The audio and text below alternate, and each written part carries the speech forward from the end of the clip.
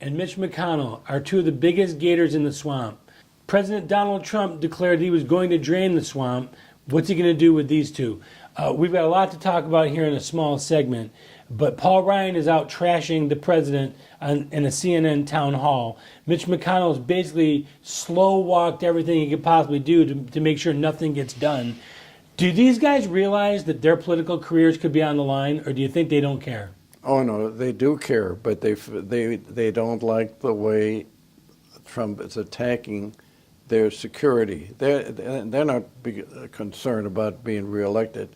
They want to join a group that's going to keep them going and with a very nice lifetime span of money, so they can continue to, to help them out. So he crashed their little country club they had, yes, and they don't like it. No, they don't like it because this guy he hasn't done much about it, but he's a threat that one of these days they're going to wake up and find out that the game is over. This guy Duterte of the Philippines. Duterte, yeah. This guy's crazy.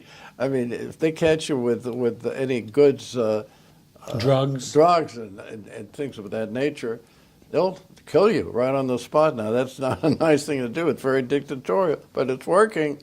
Do you know they probably don't have an ACLU over there. No, and not only that, though. Do you know that they have shot up 500% in investments coming out of most of the Asiatic countries because they feel safe in investing there? Now, President Trump just was in Phoenix, Arizona doing a rally recently. He's come out very strongly opposing Senator Jeff Flake and John McCain, endorsing their primary challengers. He's still going to need these guys if he's going to get anything done. Is that a dangerous move, or should he?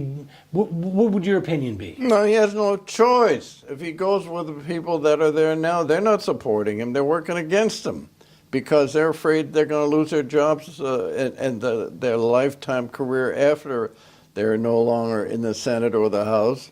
So I think he's doing absolutely the right thing. You do? Yes, I do. You would go into Jeff Flake's home state and endorse his primary challenger, which is Kelly Ward from Lake Havasu. And basically, are you going to see Mitch McConnell and the senatorial committee get behind that? Are they going to put money into her? I mean, this becomes a very dicey thing here. Well, I don't think so, because I think he's doing one thing that he's doing a good job in doing all the talking that he's doing. I have my problems with him. I don't think he has maintained the dignity of the presidential office by doing all this twittering and all this talking that he's doing. But he's right about the fact he should have people that are supporting him, because he's trying to get, first of all, he's got two major problems. One is he has to disassemble a lot of the terrible things that were done during the Obama years.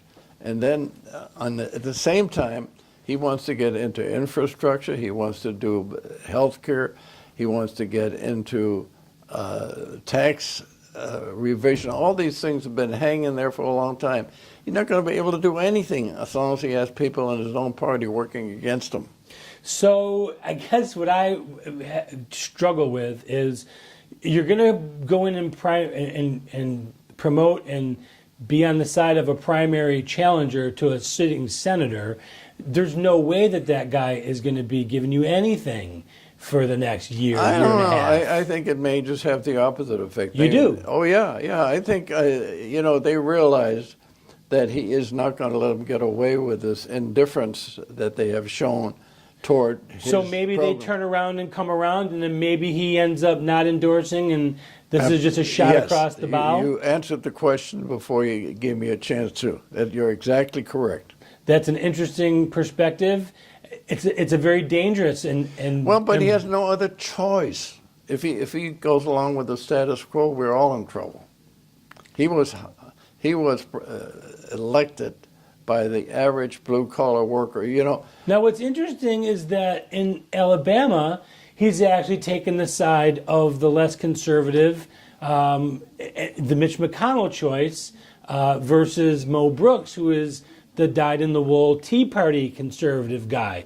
So he's a little wishy-washy and flip-floppy here. No, these things aren't all that simple. It could be that the person that he's supporting in order to replace Jeff Sessions, who is now Attorney General. You see, to me, what I found really reprehensible was the fact that the people that he appointed, he started shooting at them verbally. Yeah. I mean, that just doesn't make any sense. But at the same time, he's a very unique, unusual person. He's not your average president. He's not even, I don't think I've ever seen a president like that. He's all over the place. You don't ever know what he's going to do next. But we're a free country, and the people that vote, have a chance to either replace them or to reelect them in 2020. Okay, the Democrats are very enthusiastic about their chances in 2018. If I was a Vegas bettor, I probably wouldn't put money on it. But what's the most important thing in politics? The most important thing in politics is to win. Money. Well, everything is money. Okay, so the Democrats are being outraised by basically 8-1 right now. That's got to be a foretelling sign for the future, would you say? Well, look, again, how did Trump get elected? He got elected by people that were a sure thing to vote for Hillary, the Democrat. You go back 50, 60 years, there has never been a blue-collar worker that didn't vote Democrat. Yeah. You certainly didn't have a head of a union, whether it was the United Auto Workers, the United Steel Workers, the United Mine Workers. But they realize if they lose all their jobs, they've got no job. So they become Republicans. Right. They have become Republicans, but they're going to vote for the guy that's going to. They're not for the socialist anymore. They don't even care about that. They're all interested in keeping their jobs and making money. And as you said, third quarter this year, we've had the best year we've had in maybe the last 10, 12 years. 10, 12 years. So, and that's what pays. And that's what makes him look good. And next year, there's 34 Senate seats up for re-election. Correct. 25 are held by Democrats. That's correct. So a sitting president usually loses midterms, but I don't know that this one sits well for them at all. I think the Republicans are going to win it because of the weakness of the Democratic Party. I've never seen them this weak, ever.